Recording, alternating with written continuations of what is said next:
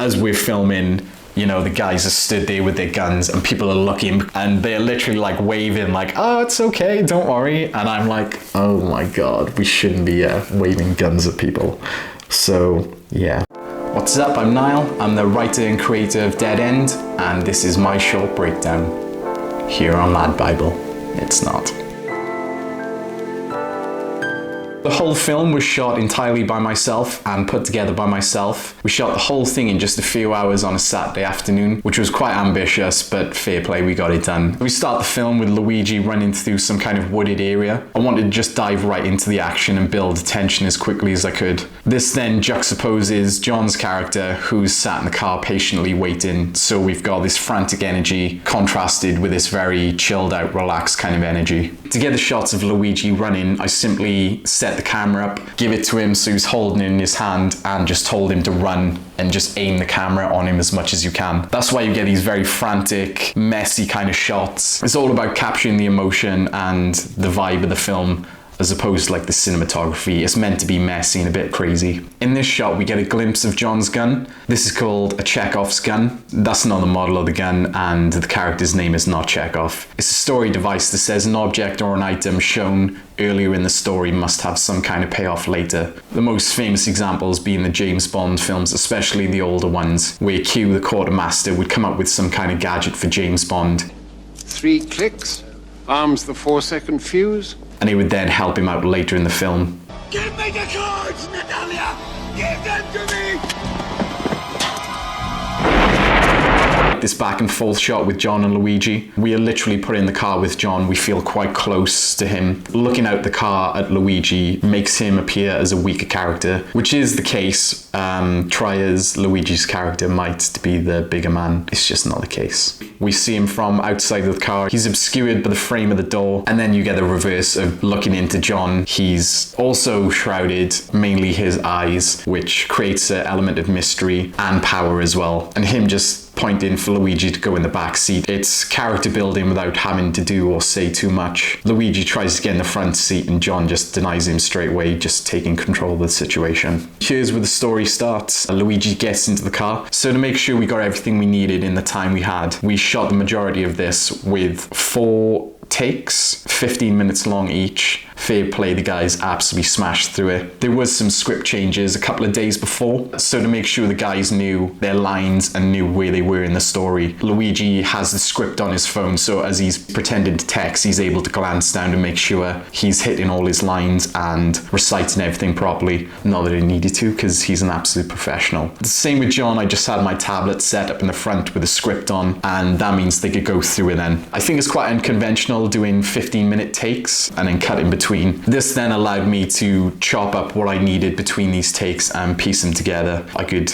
pick and choose the moments where I wanted more or less emotion depending on the take we used. And I think it delivers a very nice roller coaster of emotions throughout the story. So the person texting is actually myself. We didn't have time on the day to film it, and I wanted to go away and make sure I got everything correct, which was probably a good shout because this took way longer than I imagined. Because I wanted the shots to be quite snappy, I was trying to rush the texts, and I was just making spelling mistake after spelling mistake, and then sending the text, and then you'd see that text with the incorrect spelling above, so I'd have to do the whole conversation again. And the first time I filmed the phone shots, my phone was on silent, so I'm tapping away and it looks very unnatural. So I thought I'll add in sound effects, but trying to sync up the tapping with the sound of was such a pain that I just decided to reshoot the whole thing with the sound on my phone. It was just more work than was necessary. For the first half of the story, and most of it, I wanted to keep John's face covered as much as I could, and it delivers a sense of power because we're not able to see the whole character. He's quite present in the scene despite not saying too much. That's definitely a nod to his character. The character of John, not John's character. So this is a funny little moment. I'd say the genre of this is thriller drama,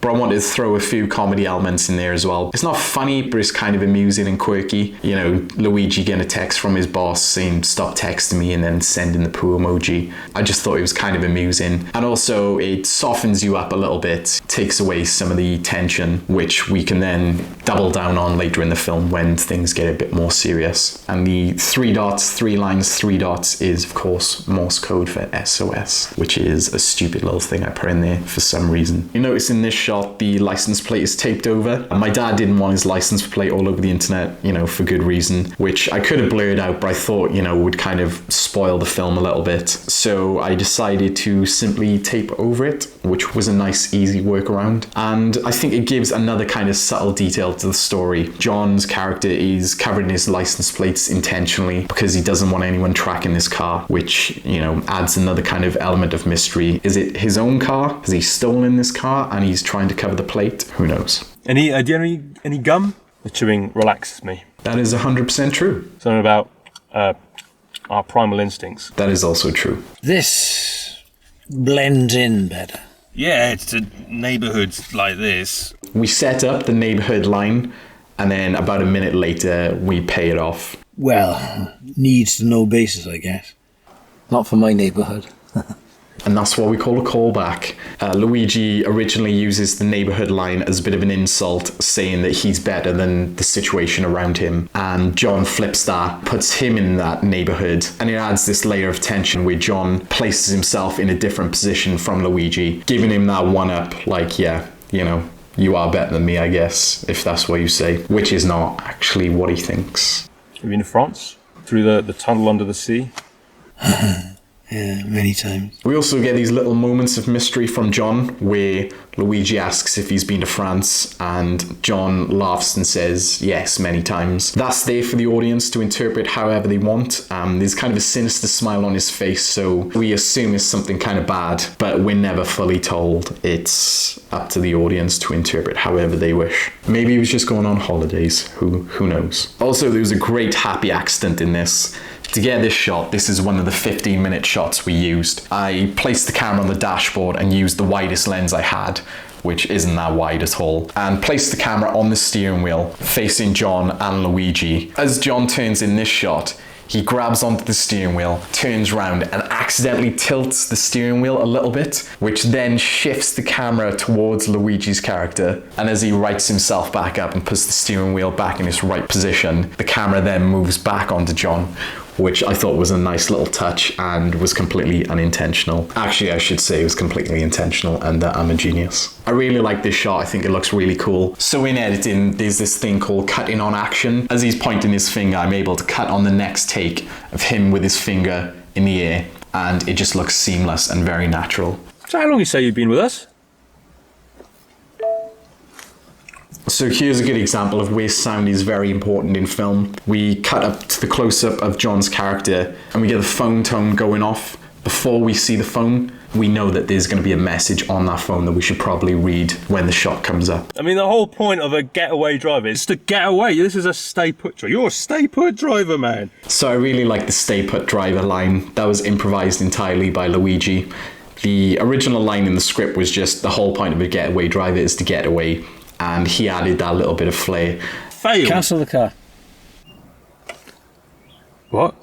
Cancel the car. John telling Luigi to cancel the car definitely shifts the tone. It cuts Luigi off short and leaves him speechless for a few seconds, which hasn't been done up until this point. Now we're kind of breaking Luigi's character down a little bit, and we start to see the power dynamic shifting quite drastically. Let me out! What's in the bag? I love the what's in the bag line. It kind of stamps the next part of the story where, they're not chatting casually and goofing around anymore. It's starting to get more serious, and we are now going to be tackling the issue directly, which is what's in the bag, what's it all about. The bag itself doesn't have any importance. It's what we call a MacGuffin. It's an object that the story kind of centers around but doesn't have any importance. The reason it exists is literally to hold the story together. It's just simply a bag that both the characters want. One of the most famous examples of this is the briefcase in Pulp Fiction, where all the characters are running around trying to grab this briefcase, which we then pay homage to in the next part of this scene. And that gun, look how good it looks. That was a Temu water pistol I spray painted black, and I think it looks very convincing.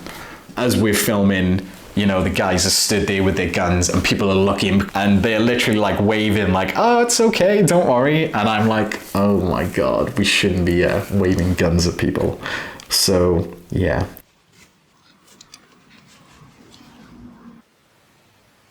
And there it is. That is my homage to Pulp Fiction.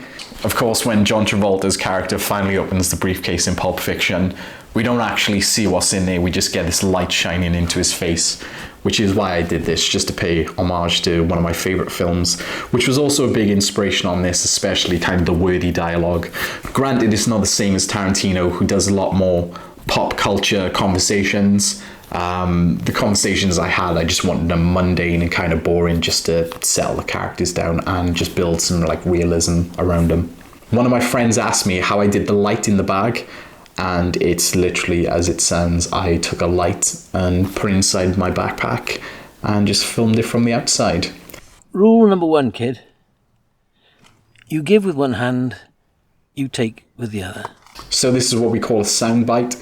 This usually shows up in like movie trailers, and it's just like a sentence of dialogue that kind of rounds out the film, that sets the tone and the theme of the film. An example of this would be like the Fast and the Furious movies where they talk about family. I don't have friends, I got family. Or a lot of action movies where, you know, it's we'll do it, but we'll do it as a family. We will fight it together as a family. It's just a little line that shapes the story before you've even seen it. As he does hand the gun over, we get this clear shot of John's face, except it's blurred. We're not revealing all of John. We're kind of keeping him as secret as we can. You know, we're drip-fed little bits of what he looks like, and I think building that up over the course of the film and then having it pay off towards the end, I think is much more impactful because it kind of creates this monster around him. You know, if you think of Jurassic Park, for example, the earlier films, the dinosaurs are always around, but we never quite see them. You know, we see an eyeball, we see legs, we see bits of this and that. When they do actually show the dinosaurs towards the end of the film, we get that payoff then of like, here's where it looks like, here's the danger. Throughout the whole time in the car, the camera's been quite stationary. That's meant to signify the neutral and relaxed feeling in the car. Things are quite static, things are quite normal. When we cut to Luigi trying to get out the door, the camera again is moving around frantically as it did at the start of the film, which invokes a sense of panic and urgency, which then contrasts with a shot of John where the camera's locked off, very steady, very controlled. Yeah, it's just little moments like these that show where the characters are in this story. Out. So I really like this song that I used. When you're trying to find free music to use on your projects, you can't use things like Lady Gaga and the Beatles. You need to just find music that people have made online, which you have no idea what sounds like. So you need to go through a giant list and just listen to every song bit by bit to find what fits into your film. And I think this song just fit perfectly with this moment. And I also made the decision to have the music quite loud. Usually when we have music in films and there's characters talking, the music will dip when the characters speak so you can hear them more clearly. Because Luigi's fate was sealed at this point, I wanted everything that he said to be drowned out by this song. So you've got the music playing, and as he's talking over the top of it, we're just not hearing him really. So here we get a clear image of what John actually looks like. We get these moments of the gun covering his face, so it's not entirely clear the whole time. We just get glimpses here and there. But we get this back and forth between John and Luigi again. You know, we're quite tight up on John covering most of his body and some of his face, where Luigi's character is a bit more exposed. This also lines up with a moment earlier in the story where Luigi's walking towards the car and the characters are looking at each other back and forth. So this kind of comes full circle. And we've got the boot opening shot, which is also another homage to Quentin Tarantino. I really like the dead body shot. I wish I could have seen people's reaction when they watched it. This is how I wanted to do it originally. I did have a backup take where I just had the camera push in, and when I watched it, I just didn't think it had the same punch at all. So I decided to go with the stills instead, where it's just a series of 5 photographs I've taken where I'm zooming in more, where we have the sound effect of like the gunshot or wherever, and we get this surprising moment then that hopefully makes you jolt and jump up a little bit. Coupled, of course, with the horrible image of the dead body in the boot, which was the most expensive part of the actual film. I bought a couple of pillows from the shop and a bed sheet. I burned some holes in it, rolled it around in the gravel, and just threw some fake blood on it. I think it looks pretty convincing. I wouldn't say it's the best job, but I think it works well enough. I think if you use your imagination, it looks quite good. They come. There it is. So obviously that was a fake gun. The flash effect I did myself. YouTube tutorials. Easy. So when we filmed this shot, for some reason I was talking the entire time. So I needed to take out that audio and fill it in with something else. I deleted the audio, which is why you get a silence. And as I was editing the film, I was trying to decide what should go there to fill that silence. And then I just thought, why do I need to? So I just kept it silent, which I thought worked really well. I think it gives an uneasy sense of tension, which is then broken by John stuffing Luigi's dead corpse into the back of the boot. So this shot is definitely something to talk about. You know, this is how sound is important, especially if you put headphones on for this. As the car comes up the hill, we get the police sirens on one audio channel over to the left, and we have the car noise panning from the left to the right. So in our brains, it kind of connects that the police siren, which we assume is going to be the car coming up the hill, isn't connected to the car because we've got one sound over here and then a separate sound that comes from here and then passes over. Whether or not that works, some people have said, you know, oh, nice touch, the police car driving away at the end. I'm like, that's obviously not a police car, but yeah. But originally this wasn't the actual ending of the film. There was meant to be another character that walks up on John. Again, he's got a gun, he's decked out in some kind of gangstery gear. He has a bit of a stare off with John and he decides, you know, he doesn't want anything to do with him. Whether or not because he knows the character or if he's heard about him or he just doesn't want to be in the situation, again, who knows. But I decided I would play that part to save on hiring an actor and to have a bit of a cameo, and it just looked terrible. Yeah, acting is hard, very hard. So yeah, I decided to scrap that because I just wasn't happy with it, and I thought it really brought the performance down of the two guys who were in the film. I think they crushed it all the way throughout, and then I think having me at the end, clearly having no idea what I'm doing, I think it just tainted it, so I decided to scrap it. And to film the shots with me, I actually had Luigi on the camera. Luckily, he got a shot of that car driving past, which wasn't meant to be anything. That was just something that happened accidentally while we were filming. Yeah, I just kind of did a little editing magic and decided instead of having someone walk up, we'll have the car just drive past, which signals I think he's got away with it. And then we go on to the one take, which I really liked. Again, you know, we go into the music where you just got to go through a bunch of songs and find whichever one fits. But again, you know, I just had to go through lists of songs to find out which one fit. And then this song just jumped out and it was just so quirky and sort of comedic and lighthearted. And again, it's just this contrast of we just had this dark, horrible moment, and then we get this kind of goofy little Mexican style song playing us out. Also, I think it really turns the table of both the characters. There's no main character per se, but I always kind of assumed Luigi was sort of the main character. We're following his story. But I think with this song, it just completely changes it. And now we're looking at John as like the main character, as like the protagonist, where originally we thought he was like the bad guy. It's kind of this goofy little song playing him off into the sunset. Also, one of the issues with this I didn't anticipate. I used my dad's car, so I'm not familiar with it at all. Plan was open up the boot and fiddle around with the engine. But when we did eventually open the boot, at the end of the whole shoot, I looked inside and the whole engine is like covered, it's like shrouded in like plastic casing. So the only thing there was the battery, and there wasn't much we could do with it apart from give it a little jiggle. Hopefully that was enough to tell you what's going on in the story, that John set it up and he's actually fixing the car because he broke it earlier. And I really like this final shot too. It wasn't the original shot. We were packing up and ready to go. I called my dad, said, you know, you can come pick your car up, we're done with it. As he got into the car, I thought I'll do one more safety shot of the car driving away just in case. And I think it looked really good. I think it was a lot better than the other shot I used. We had the car in focus at the start, and then as it drives away, it's out of focus and the camera's low down, so it kind of gives us this feel of someone's just lying on the floor, which ties into Luigi getting shot. It feels, you know, we as the audience as if we've just been hit and we're just being left for dead in the middle of nowhere while this guy drives away into the sunset. So yeah, that's my short film breakdown. I hope you've enjoyed yourselves. I hope you enjoyed the short film. If you haven't seen it, then why are you watching this video? Because I've just spoiled everything. But if you haven't watched it or you would like to watch it again, you could click on one of these related videos here, along with some fun little bits as well. So yeah, until next time.